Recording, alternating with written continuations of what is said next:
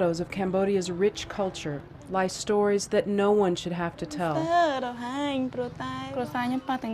I remember when I was young, I used to sleep on the street.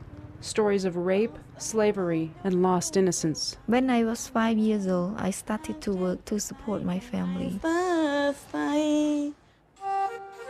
You are watching pictures of Phnom Penh's streets because Ka's story is too dangerous to show. We can't show you her face because she's afraid. We can't show you where she lives because others are afraid too.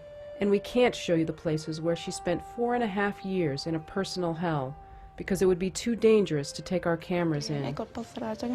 My father, he was violent and he drank alcohol and he beat up my mom. Like so many children in Cambodia, Ka's story begins with years of poverty and abuse. And at that time, I was very, very unhappy. And all I could think about was to have my mom get some more money. She left home when she was just 16 and traveled to the Thai border in search of a job. A taxi driver took her to a nearby karaoke club where she found work. So I asked her, what is the job like? And she said that it's a very easy job. And I told her I want to work in a place with no alcohol. And she said, of course not. She found a job that would change her life forever. I did not know it was a brothel.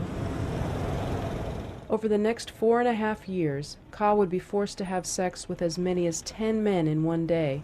She was raped, beaten, and drugged. At that time, I didn't even think about the future. All I thought about was that one day I would die. Ka's story is common in Cambodia. There are tens of thousands of women just like her. Young girls in search of money to support their families quickly become tangled in a maze of abduction and violence. And many of these women aren't women at all. Some who endure these horrors are as young as 6 years old. 6 years old. If you try to escape, on the road there would be someone who would wait and shoot you. 4.5 years after that innocent taxi ride, Ka's nightmare would finally come to an end. She was freed from the brothel. I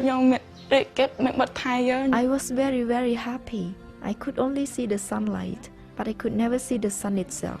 So the day that I was released from the brothel, I first saw the sun, and I could not have words to compare, you know. Ka was taken to World Vision's Trauma Recovery Center, a safe haven for women and children recovering from sexual abuse. She is receiving counseling, health care, vocational training, and the opportunity to begin again. By the way, on the day they were freed from the brothel, all the girls sang a song for rain to wash all the dirt away. I can see a brighter day. I can see light coming into my life.